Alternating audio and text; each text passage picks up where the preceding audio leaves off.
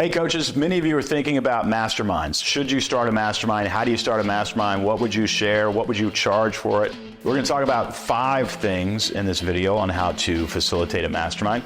Who should be in the room? Who should you invite into your mastermind? When? What's your timeline? When on the calendar do you actually do things? What are you actually going to talk about? So we're going to talk about content. And then how do you facilitate this thing so people get the most value? And then as a bonus, how much? How much should you actually talk? And again, we'll talk about that at the end of the video.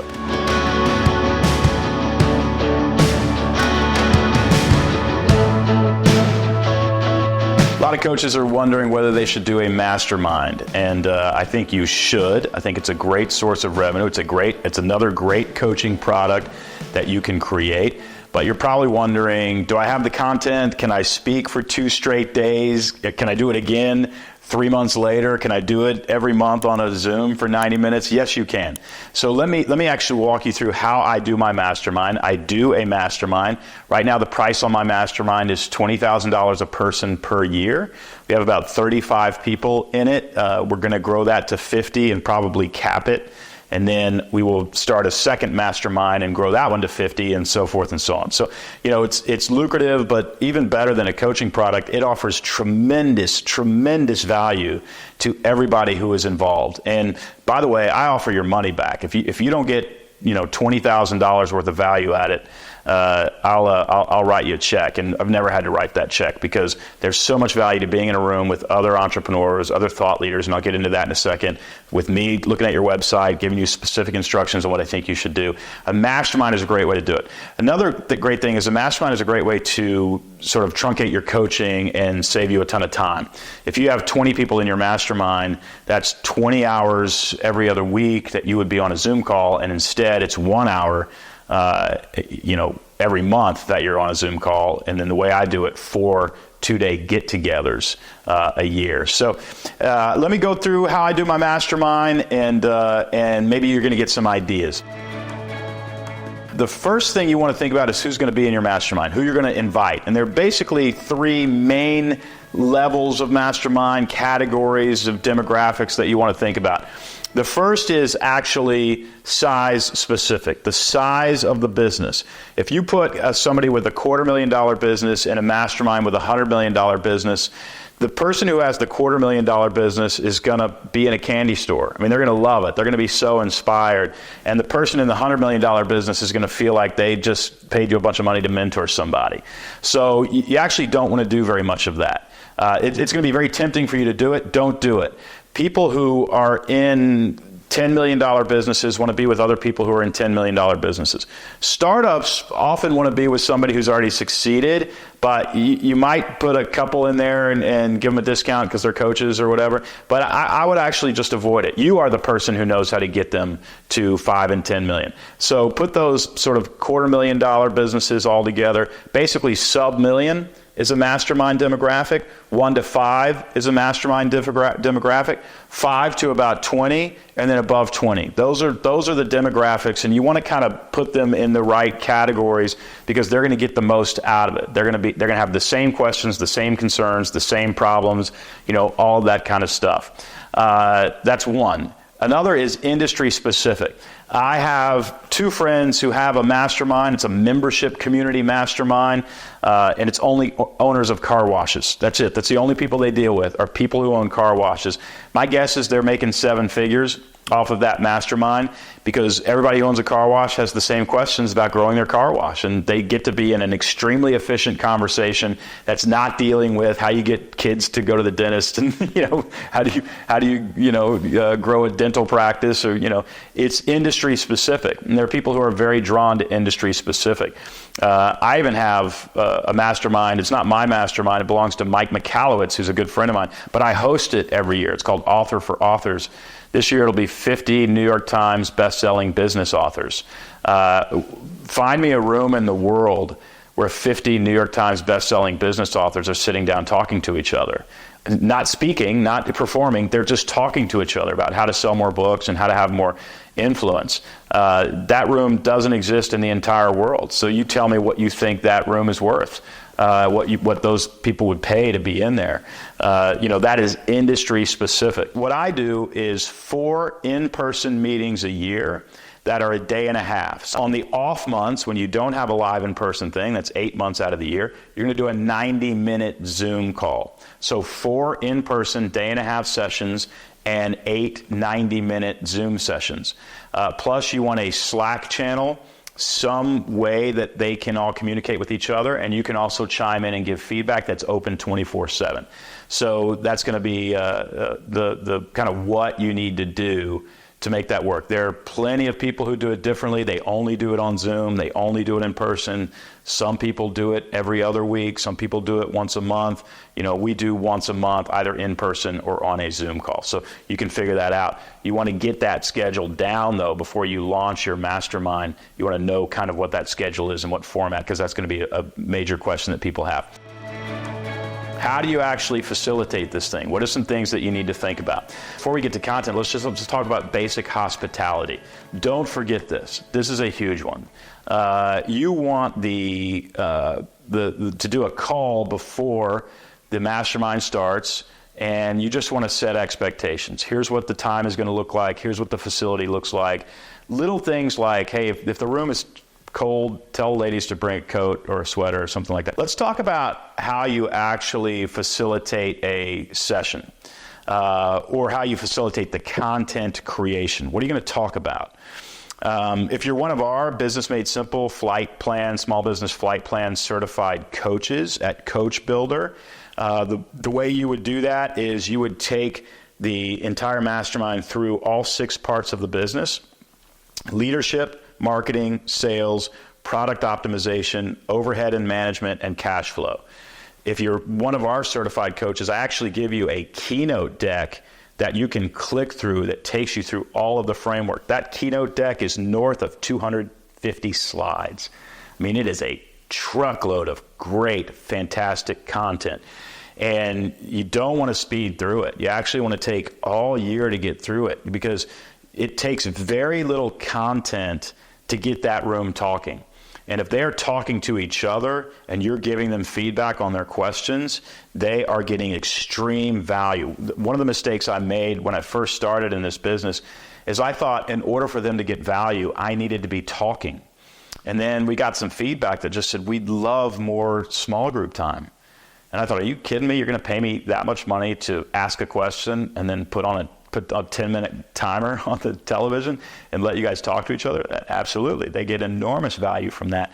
So don't overthink it. You'll have this, but what you want to do if you're not a Business Made Simple, flight plan certified coach, you want to actually create a keynote that will give you the content that you can use for the entire year. I mean, literally from the first minute to the last minute. That may take you 3 weeks or a month, because you'll be taking a shower and you go, oh, we should cover this. Put that in a keynote slide and have that slide deck, and we're going to talk about this. Then start putting in the breaks, start putting in the small group sessions. You can go on YouTube and grab 5-minute countdown clocks, stick that into the keynote deck. The reason that I want you to do this is because it's going to keep you from kind of winging it too much. It's also going to ease your nerves just for that, when you walk into the room, you have great, valuable content that you can share with these people who've paid you $10,000 to $25,000. Now, I want that keynote to be sort of an anchor.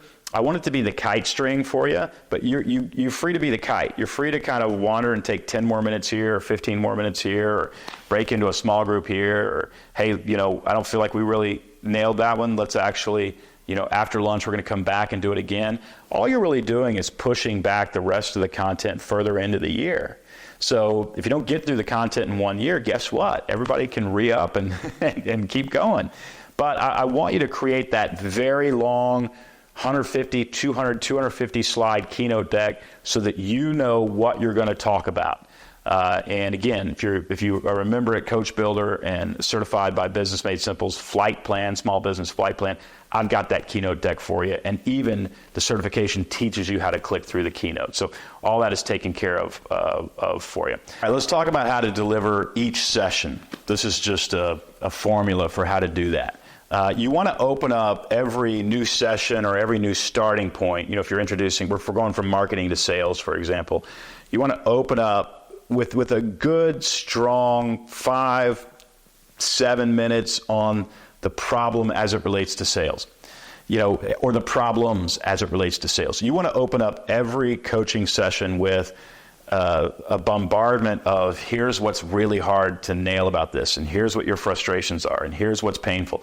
You want to ask the mastermind, hey, what's going on with sales? Do you guys feel like you could be selling more?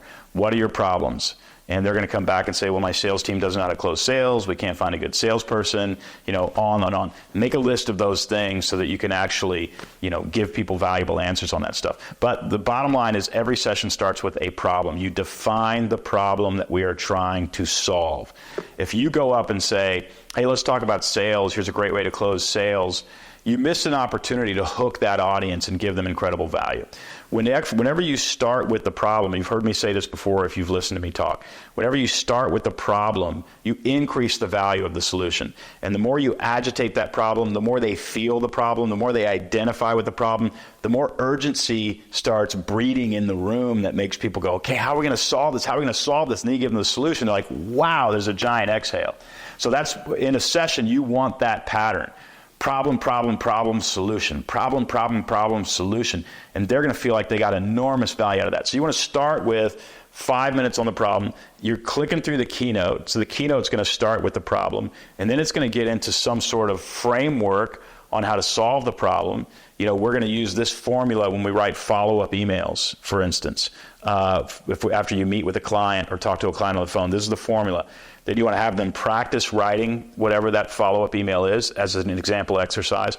Then they're going to break into small groups, read that to each other, and they're going to try to make that email a lot better. And then you're going to come back. So now we've got a 15-minute keynote. At least 5 minutes of it is about the problem. Then an introduction to the solution, the framework that you're going to teach them. Then an exercise that's a solo, quiet exercise. And then probably at least 20 to 30 minutes in small groups, just getting feedback on their exercise. Then they're going to come back to the big group, and you're going to pick some people to read whatever exercise they just went through or talk about it, and you're going to offer your feedback, and they're going to continue to offer feedback to each other. A lot of people don't understand that what you've got to be good at when you do a mastermind is facilitating conversation, facilitating really valuable conversation.